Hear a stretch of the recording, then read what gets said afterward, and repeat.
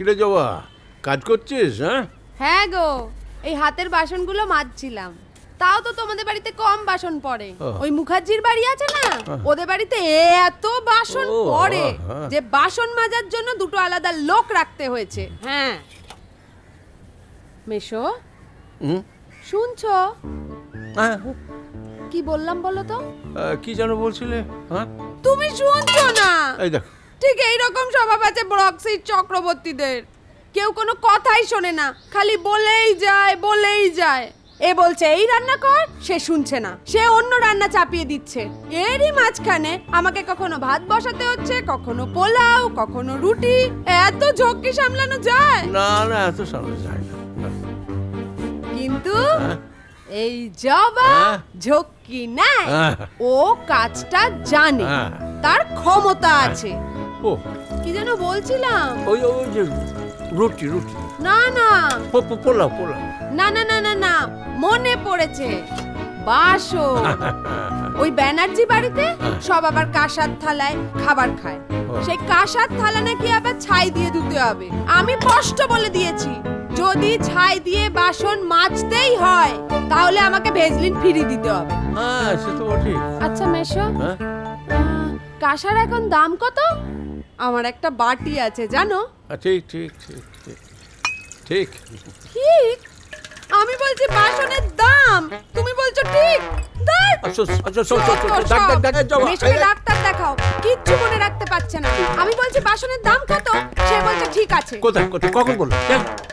মেশো, জবা কখনো বাজে কথা বলে না। সেদিন পিন্টু বলেছিল এই একই কথা, বলেছিল আমি নাকি সেদিন কিছু বলিনি। আমি যখন গিয়েছিলাম সুদনের কাছে, তখন বললো হ্যাঁ জবাই ঠিক বলেছিল। মেশো, তুমি হাসছো এখানে? আমি কিন্তু কোনো বাজে কথা বলছি না, আমি সব ঠিক কথা বলি। নাকি আমি ভুলে গেছি যত সব। আচ্ছা মাসি, এবার কিন্তু মেশোকে ডাক্তারটা দেখাও, কারণ বয়স তো হয়েছে। ডাক্তার দেখানোর অসুবিধা কি আছে? থাম।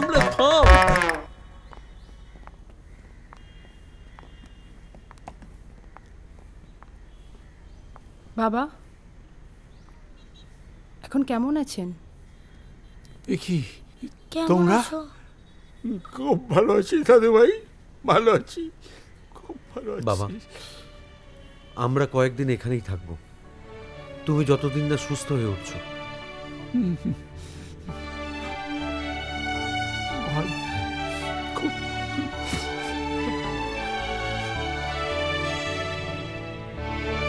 ছেলে আর ছেলে বউ এসছে? হ্যাঁ দেখলাম তো এসছে। হ্যাঁ তাহলে ওষুধটা কাজে দিয়েছে। হ্যাঁ কি বললে? হ্যাঁ না না, ও কিছু না, ও কিছু না। তো বা কিছু করার নেই যখন, আমি আর নন্দিতা ভাবলাম যে একটা সিনেমা দেখে আসি। তুই আর নন্দিতা সিনেমা দেখতে যাচ্ছিস? বেশ ভালোই জমবে। কি? আরে কি বলো, জমবে না? ওরা আজকালকার ছেলে মেয়ে, ওদের বন্ধুত্ব হতে সময় লাগে না। তার উপর আমাদের টুটু এরকম হ্যান্ডসাম ছেলে, মেয়েরা তো একেবারে ছুটে আসবে। মাসি কি যে বলো না তুমি। সকালেও গিয়েছিলাম ঘুরতে। কোথায়? ময়দান। চালিয়ে যাও গুরু। আচ্ছা, একটা জিনিস আমি বুঝতে পারছি না, মিত্তির বাবুর ছেলে যে বাবাকে দেখতোই না, সে হঠাৎ বাইরে থেকে এখানে চলে এলো বাবাকে দেখবে বলে। মানে কি ব্যাপারটা কি বলো তো? ব্যাপার আছে। ওই দেখো, দেখি আবার কে এলো। ঘোষবাবু রিটায়ারমেন্ট প্ল্যান, ঘোষবাবু রিটায়ারমেন্ট প্ল্যান। আবার শুনে যে